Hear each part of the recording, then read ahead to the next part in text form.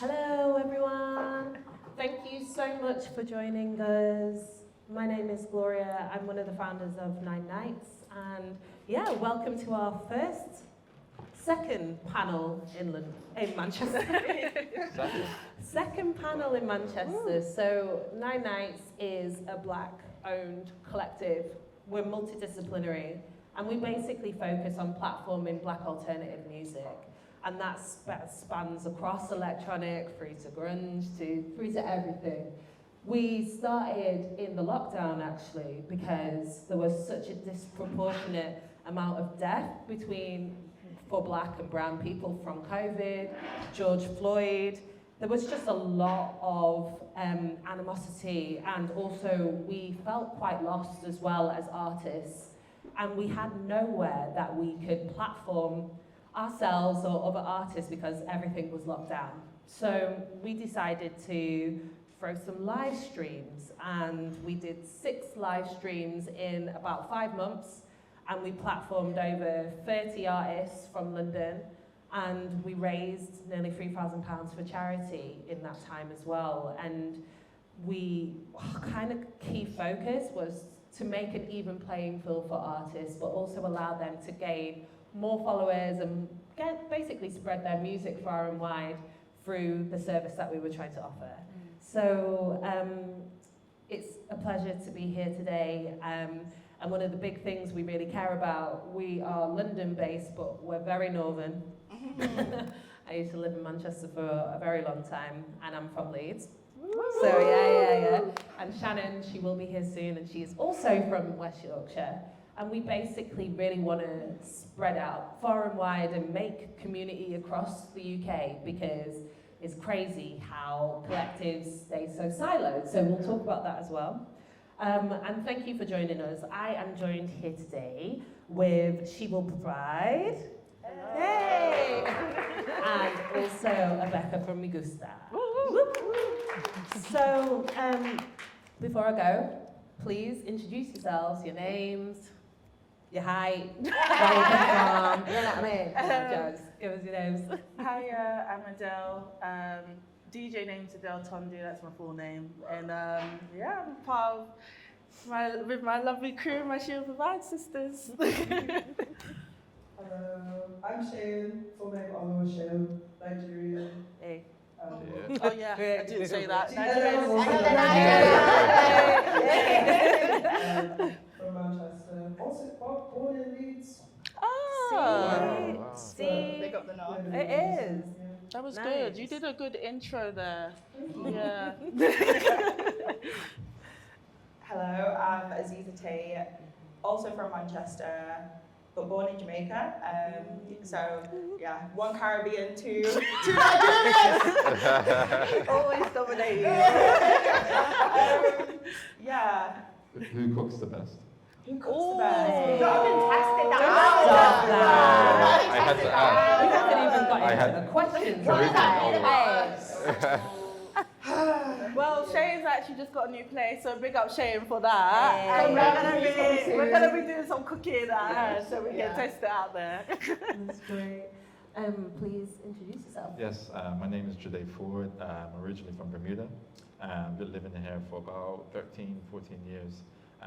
Based mainly in Manchester, London, scattered around doing different projects and stuff. But yeah, this project means a lot because it's enough clubbing going on, and we always go to like that end of the spectrum to like meet up with people or link. And for me, it's just like really important. So just getting in a space and doing this is just it's not that difficult, but for some reason it's not done enough. So so for me, the past year I'm trying to like do more of that, and a lot of the projects involve both Mugusta Collective and other collectives, other venues, involves a good mix of I'd say sort of like different dynamics of music, unifying. Also, we travel to other cities to like work with them. That's a small recap on me, but we could. Yeah, we'll talk about it. So, before we go on, I think people would love to know about the origin of your collective. Tell us a bit about you. I'm gonna let you take this Yeah. one. So I definitely have to talk about my adolescence in Manchester when I talk about Shewillprovide and why it was formed. So I've grown up here most of my life, and going out in Manchester was always such a fun experience for me.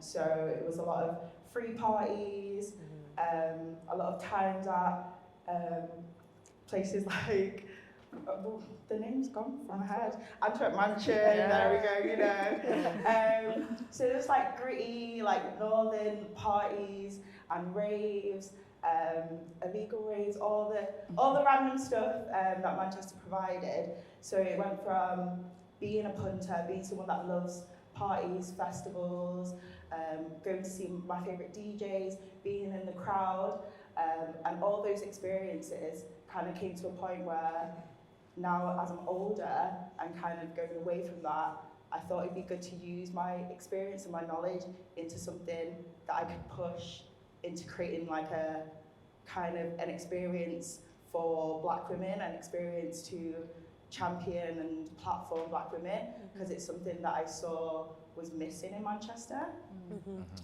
especially knowing it so well. And that's why I have to talk about being from here, because I think I got to know the scene, the underground music scene. I got to know all the clubs. I got to know the ins and outs of like different crowds at different places, different sounds, and that definitely influenced me into knowing that, oh, I know I've made so many friends in this scene and in this industry, and I've got a lot of connections because I'm from here. Can I use that to my benefit to start something in the city that I'm from? And I was like, I probably could.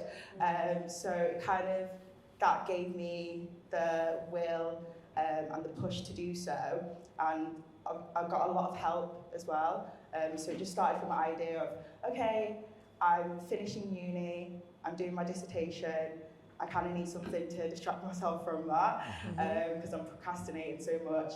So let me put a party on, let me put a day party on, and I want it to be all black women, DJs, and yeah, so it started from that idea of a day party, then all the kind of pieces fell together of venue, kind of just searching and kind of already having an idea of the DJs.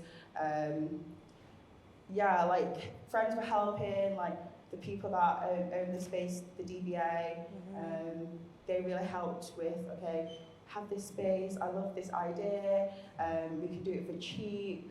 Then it was, okay, I'm getting so much help, let's do it for charity. So the event was originally just an event that was going to be a fundraiser for Sister Space, which is a London-based organisation and charity that push for providing safe spaces for women that have experienced domestic violence, and they're amazing. Love Sister Space.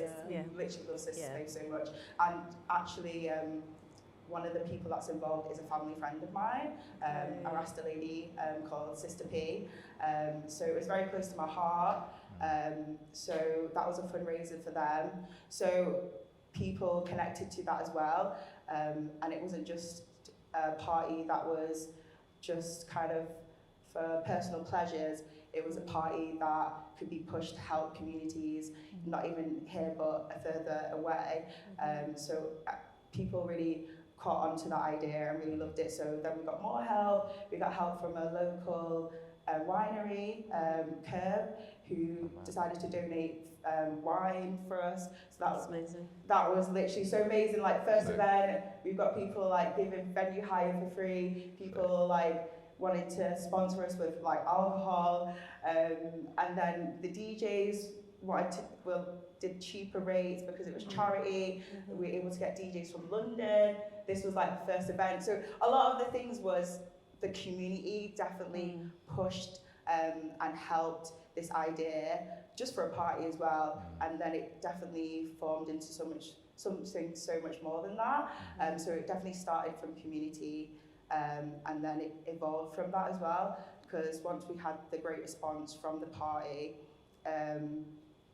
it was like, okay, maybe it could be something more than this. Because I just thought, oh, I'll just put a day party on in the summer.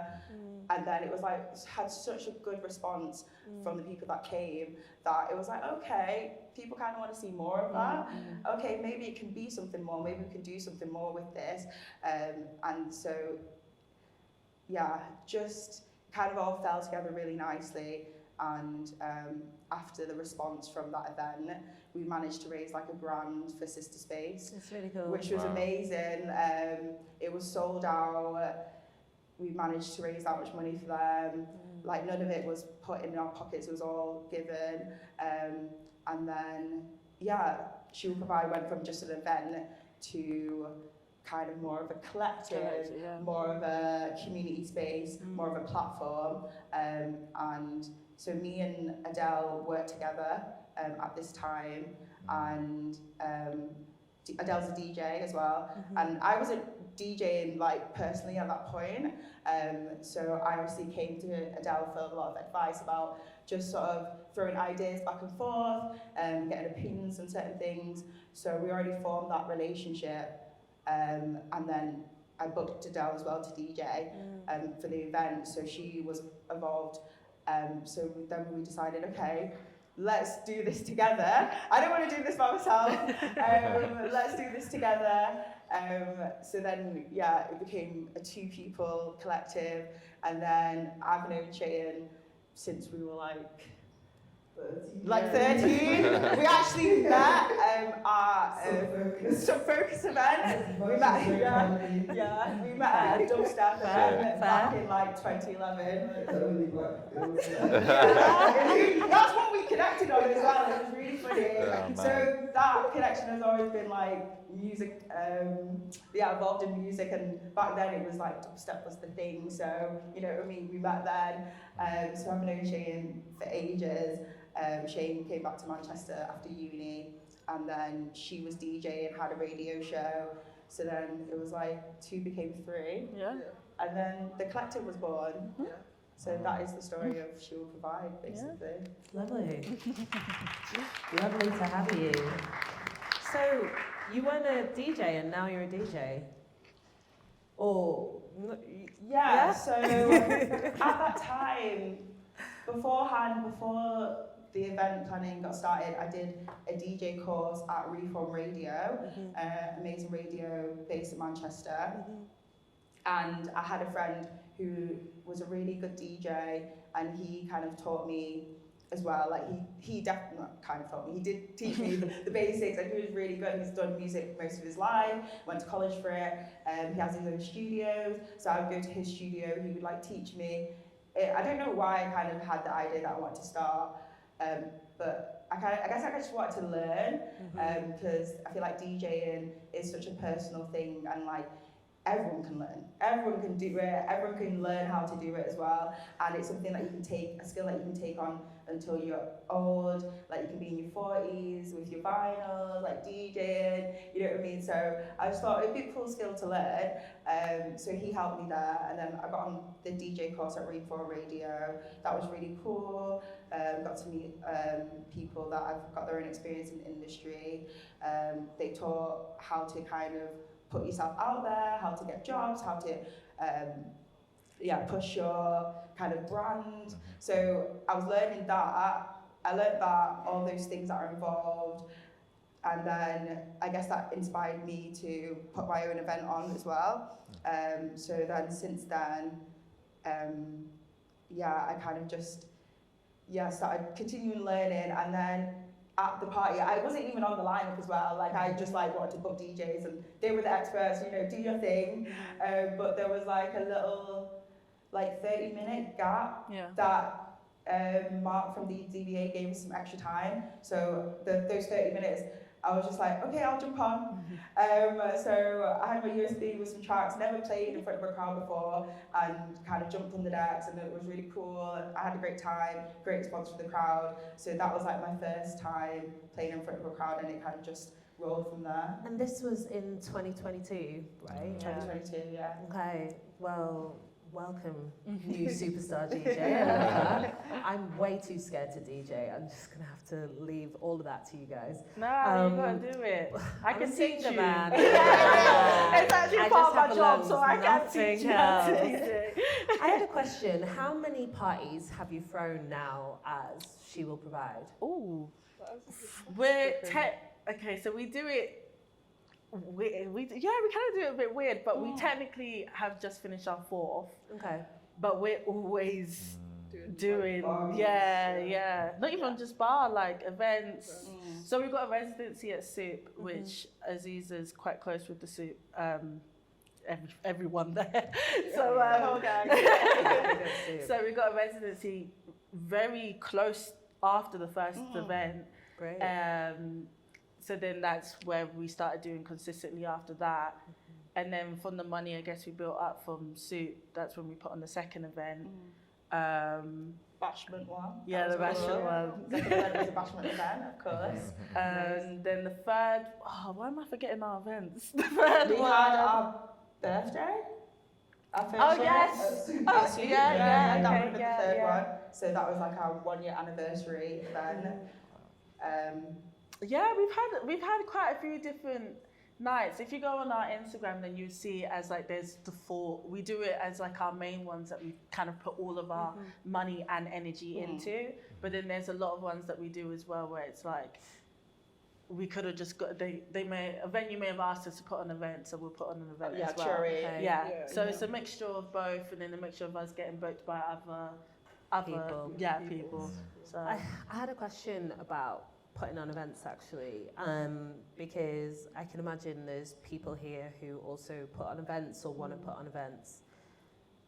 You've done 4 out of your own pocket, is that correct?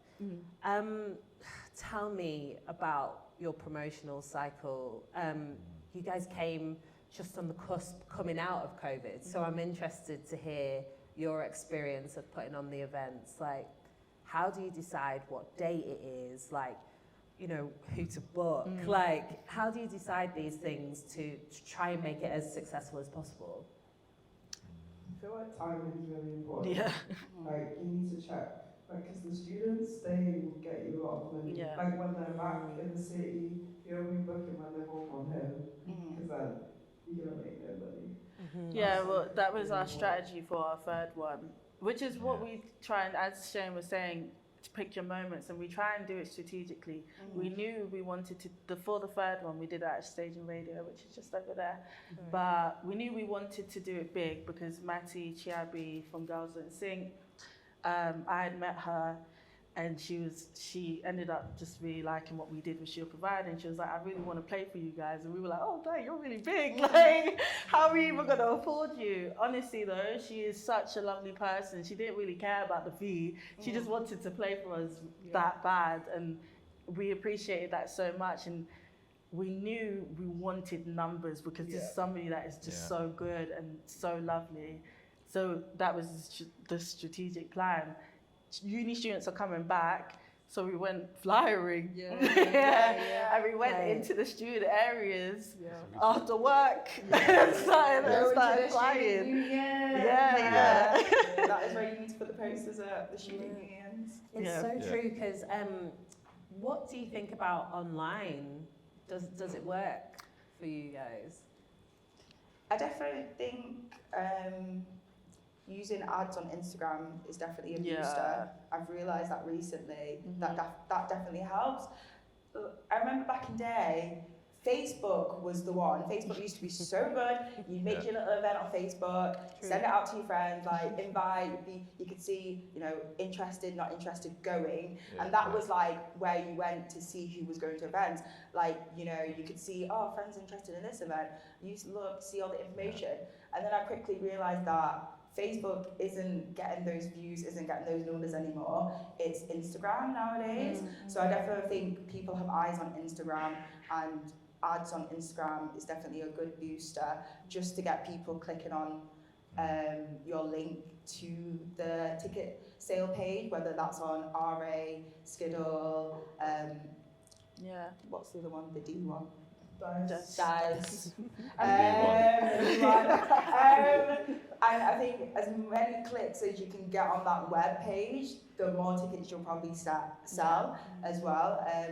So I think online definitely is a good booster. Yeah. You just have to catch people's eyes. Have you felt a bit ripped off sometimes from Facebook and Meta, and because Meta is the algorithm, you know, so it's like you're putting money down, but you're not getting the hits or the clicks. And when you're in that position, do you kind of like, oh, let's take that down, or do we pretty much rejig it and then put up new content? Because that's what I think some promoters would want to be aware of as well. Yeah.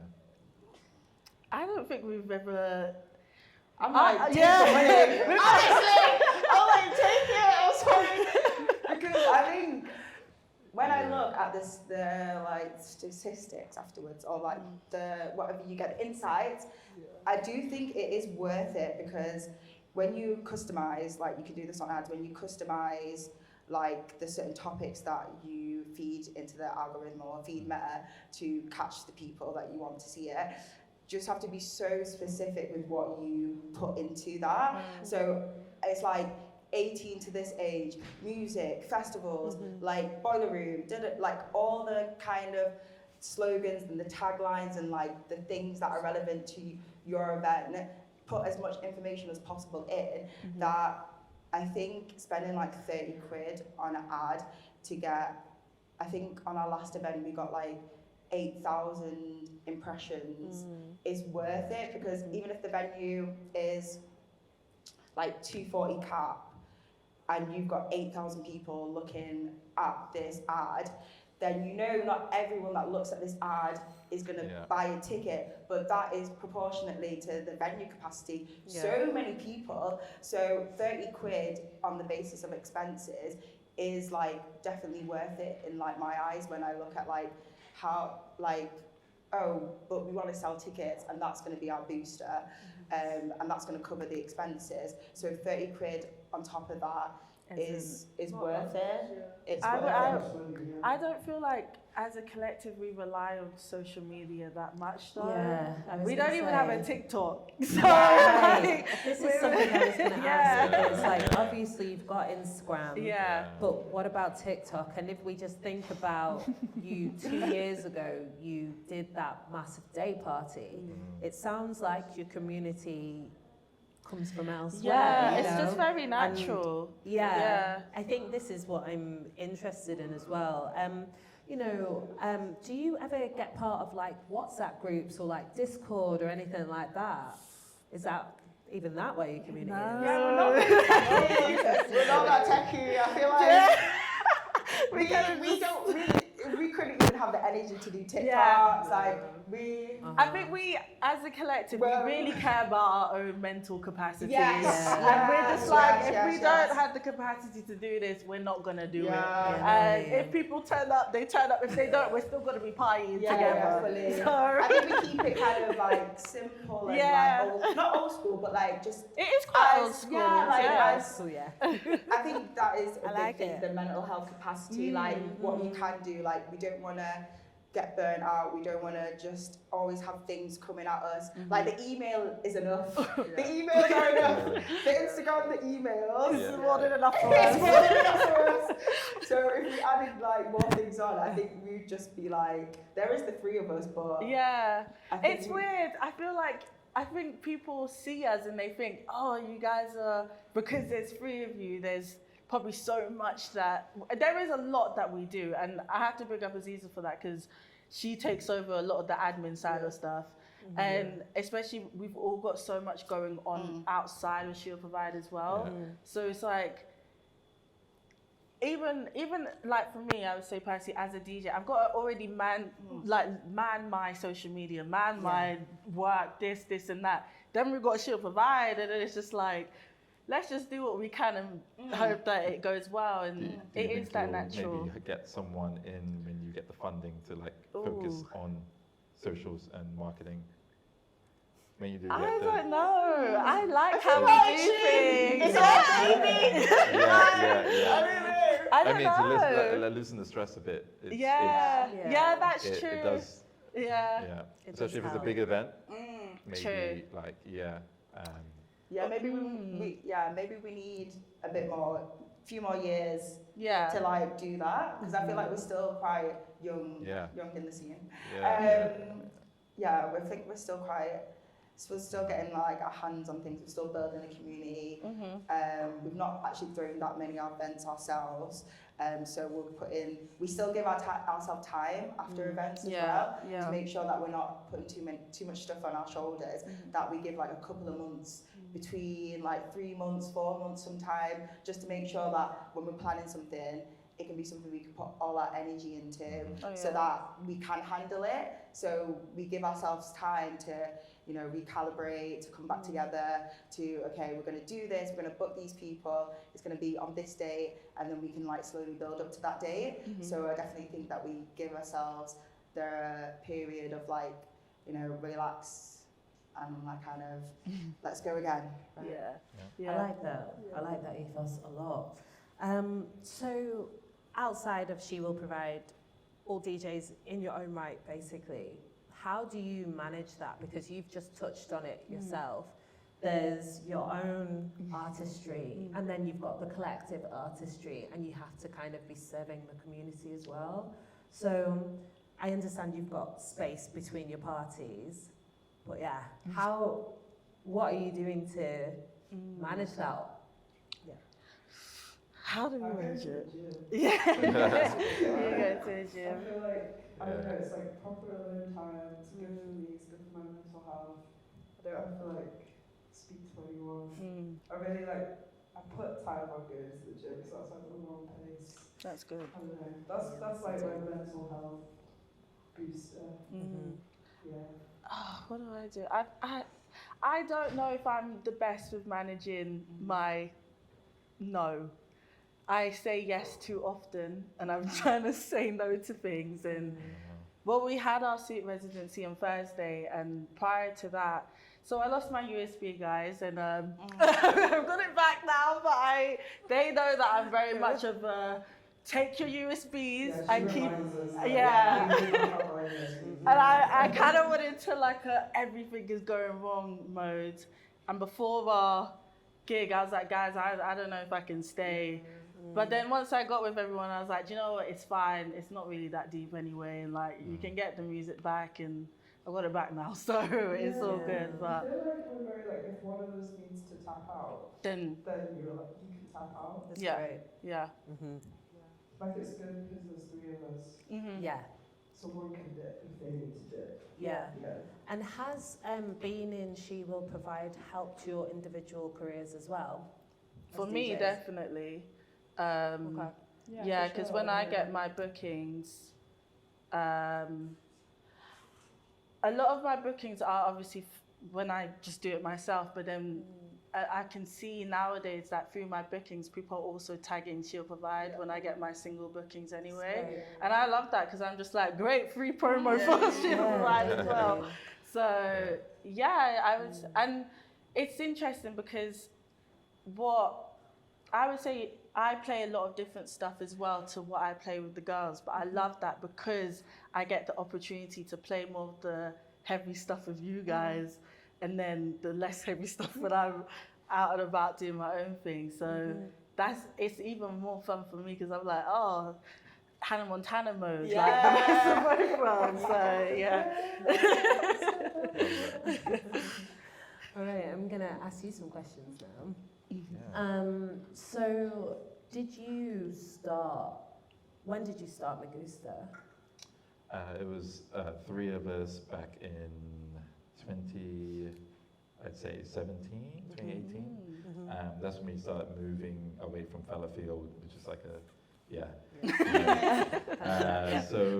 was just one of them. We knew that like we had that moment to get away because there were a lot of student nights stuck there, and they tried to say like go to Hidden, and most of their demographic was students.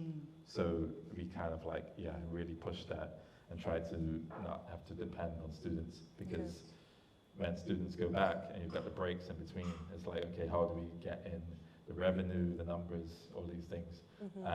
So yeah, we started out around then and basically just throwing parties out of our own pocket, getting funding, bits of funding here and there, but not major funding, and then just like whatever profits we made, we put into the next show. Yeah. And we do get to pay ourselves sometimes, but it's just the nature of the beast. I think 3 weeks ago we lost about 500, you know, so Right. and that's easy, you know. But the next ones we do, before that we sold out the show, so you know we kind of could get that back easily. But it's just about targeting, so you don't keep losing. Even though people know as well, it's hard to get 100 plus people to the door, given the cost of living situation. And so we try and keep tickets low, but then DJ fees are going higher, travel, flights. So now you're trying to like break even to a standard, which is like, okay, now we need to get 200 people through, and 5 or 7 couldn't enough, you know. So it's tricky, but we love it, you know. So talk to me about like your promotion cycle, and also maybe what you think went wrong for the last party. So just bad date. It was right after bank holiday. So not only are we promoting an event during the lead up to bank holiday, we're trying to promote the week after, and it just didn't line up. And yeah, there were just tickets trickling. So yeah, a lot of our events we choose the right date, like holidays. Easter is also tricky. So tonight I think we're in good faith because Easter's over and students are back.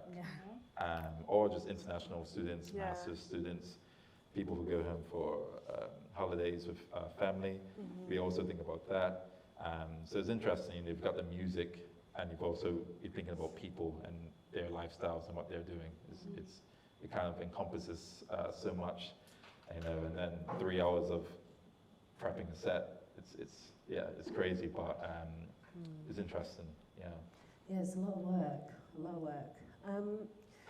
You started in 2017, so you would have seen pre-COVID and post-COVID kind of audience buying habits. Yeah. Like, what have you seen has been the main changes, basically, of how people actually purchase tickets and come to events now? It's different for everyone. Kings of Piano who will talk, they'll have a completely different way of doing it. You guys have your way. But yeah, it's like before the pandemic, everyone wanted to plan and like have that plan and or have that ticket, or like, oh, we gotta get a ticket. Yeah. It's like it's a motive. And now it's like let's see what happens, you know. And the Facebook thing died, events, and no one like oh, look who's going. I've got to go to that. Or like that intrigue. It's like, oh, look at that. Oh. It's like an online community. Now it's like a bit blind, and you got to kind of like really engage with people.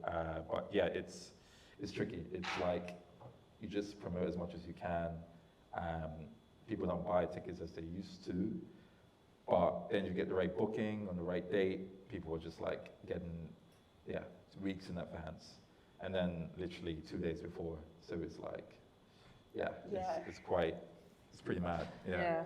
I've even noticed that like on the day of is where you'll see such a spike in ticket sales. Like you'll be like stressing the whole 2 week prior. You're like it's really slow, like no engagement, and then like on the day it's like boom, just like goes up. And you're like, okay, this is how people kind of organise in their weekends. It's right, oh, should we do something? Yeah. Keeping it free. Like, I was supposed to go to a gig last night and I just fell asleep, and then, you know what I mean? Now, and I was even thinking I should stop buying tickets in advance, so I completely hear you. Still help. Yeah, yeah. I'm literally on here. Everyone I'm saying needs that. a bit of Everyone money, needs some help, so Yeah. I don't know how we can change that. You know, what is the black clubbing scene like in Manchester? Please Do you enlighten know what? I me. actually want to talk about Mugusta because of what you guys bring to the scene. Like, it's just so original. I love when I hear, oh, what, like, I could be out and like, what's going on? Oh, something with Mugusta's on. I'm like, all right, I'll be there. Like, Yeah, because you guys just bring something fresh, and I know I'm going to hear sounds that I don't get to hear when you go around. And I'm from London, and like, I'm sure everyone kind of knows what the London scene is like. I barely, except from like garage, jungle, dubstep, I barely listen to a lot of electronic music. I won't lie to you. I like the house, I like the dance, but when I came here, I heard some sounds. I was like, damn. They really got me into that, and I was like, woo! Like, there's a lot of house. Yeah, the clangs. But I'm so happy that I did get that understanding, because I love music, and how can you be so subjected to obviously one way of things? So when I came here, I thought there's not enough of the other sounds, the Afrobeats, the dancehall, the this, the that really influences the London scene. So then when I found you guys, I was like, okay, we're tapping into sounds like that, but in a different way. And I just love like what you bring to the scene. Thank you, appreciate it. It's definitely, it's just a massive hole in the market, because you've got the Caribbean African genres that inspired drum pop, drum and bass line, jungle, all the genres that, you know, Koki and Mala, the DMZ, you know, everyone was going to that, no matter what color you wear. But then it started to die out a bit. And then people wanted something new, you know, so obviously that's still going, but there was no, music straight from the source, and just good party music, and music that's like, isn't too specific, and we wanted to get away from like, the techno scene was like massive, and people want to go to something where it's like, again, the bits of everything. And then you had the African techno coming through, so then it was just like a so like, you know, the beat was techno. And you're like, oh, this is fresh. You know, so even people that went to techno nights were like, oh shit, we gotta go there. So yeah, thanks for that sentiment. It's like, it was needed, you know. Swing Ting, of course, they were doing their thing For a long time. So, you know, it wasn't many young, you know, up and coming promoters that could kind of keep up with that. So Interesting. And since you have both started, have you found there's more black promoters coming through now, offering new nights, or like, what's the scene like? Actually. It's not as much as London, No, obviously, but it's stable. It's stable. It's not, it's stable. I feel like people are. There is stuff. I feel like it's because we all know each other. Right. Maybe that's the difference. I think Not all tapping of, into I other think maybe scenes. all of us just know each other, so that's why it feels like we're here. But if we didn't know each other, then I guess it's like, I don't know, maybe there isn't enough of it, and there probably still isn't enough of it in Manchester. But I think that it's doing its thing. It's working its way. So, And I guess it's your perspective on like, I don't think I know everything that's going on in Manchester as well, but I know that like Shewillprovide was meant to tap into like the underground music scene, so that's the scene that I'm kind of more aware of. So that's when I look at like, okay, the electronic or underground scene, there's like not that many, but I don't know about any other areas in Manchester, so there could be more. But I know that I wanted to see like black women at the forefront of that scene. So it'd be cool to delve into like different areas as well and like find out more. definitely. And what about just like generally connecting with collectives and other promoters in the north? Because, you know, we've got Sable Studios up here. Sable. You know, and you guys. So, yeah, what is the scene like in the north generally? I think we've got really cool DJs here. I feel like, especially all the women that we work with, like Scappa, amazing producer, people that are in different sort of areas, not just like DJs but also producers, singers, like so many different people that are doing their thing separately. So that's really amazing to see. There's never like, there's never a moment where we're like, oh, like, is there anyone to book? Like, there's so many black women that we can book. We've got such a big like roster where we're like, okay, we want to work with them. Like, we want to see them DJ. So that's really lovely to see. Yeah, we've worked with like quite a few collectives. Yeah, we do. The good thing about the north is that, well, I see it like this personally. When people say they want to do something, it will actually happen. I feel like in London, like when they say they want to do something, you'll be like a year later, yeah, hold me to that. Put me in for a year. Nah, I want you to do it right now. Like, something, because you're probably going to see them next week at least, so like it will actually happen. So, I think people just want cool stuff going on consistently. Like we've obviously worked with you guys in loads of different things, and with Sable, we're going to be doing stuff with them soon as well. And I just feel like people are ready to collaborate, and I love that. Yeah, it's so nice. Yeah, that's like really nice to always see as well, that people reach out and like we reach out to others, and like there's so much love as well.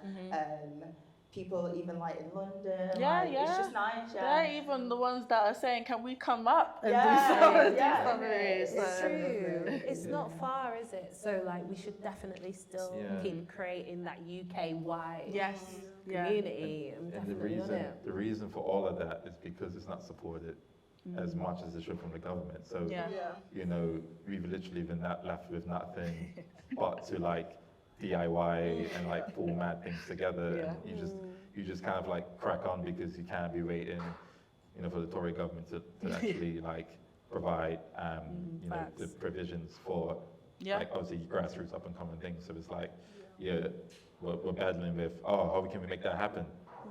There's not, you know, so naturally we're just cracking on and making it work. And talking about that, we've got the program has resources and funding.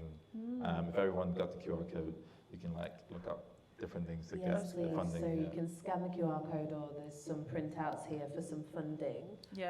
Tap into that. I'm not even lying to you. Like funding, it is kind of a part of my job to like always tell people to tap into it, but it helps so much. Like we don't have enough money in the arts anyway, and there is funding out there, there's money out there, and it may take a while to go through it, but I'm here. If you need help with your funding, let me know. Honestly, we can all work together to get this money. It's like trial and error with funding as well. It's like throw it as many times as possible. It takes a long time.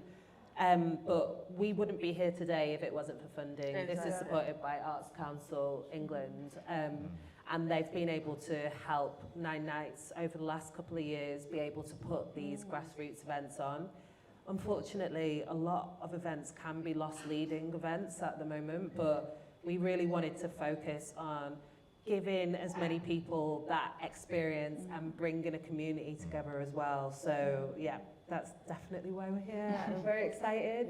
All right, we gotta go soon. We gotta move on to the next one. But I wanted to say that. Quick questions? Yeah, I want two things. So, have you got any other advice for up and coming promoters? All of you. We've said about booking times. We've said about funding, the need for community. Anything else that you can leave as a parting gift, and then we'll ask some questions. If you're not happy with something that you see in the scene, make it. That's all I could say. I was actually going to say that. Tap into a niche, tap into the niche that you've discovered, tap into the space that you don't see is filled. Because, like you said, Mugusta was, you guys were filling a space, starting Shewillprovide was filling a space. So it is seeing sort of areas in whatever thing you want to tap into and kind of being like, okay, you do need something to grab people, so it has to be kind of fresh and exciting. And you want to be excited by it as well. So definitely look for a niche. But it doesn't have to be, but I feel like that always helps. Yeah. It does. And have fun. And have I fun. think having fun Yeah. is the key thing to working in collectives. If you vibe in it, it fulfills you. You get on. You get on. You know what I mean? Don't let money ever be anything. Thank you. Honestly, Money should like- never be anything Yeah. because the core and the need for the collective is so much bigger than whatever's on the table, basically. So, yeah, definitely. Do with people you love. Yeah. Respect as well, Yeah. I was just about to say love's the answer. Yeah, love is So the that is answer. a big one. Love. So, Love I like what that. you do, love for the people around you. Like, celebrate it with people that you love, share it with people that you love, so that there's always that positive energy around it. Because once there's anything negative like gets into it, the space, then you can see things crumble. But if you want it to last long, have a vitality, good energy about it, definitely do it because you love it, not because you want something out of it. Yeah.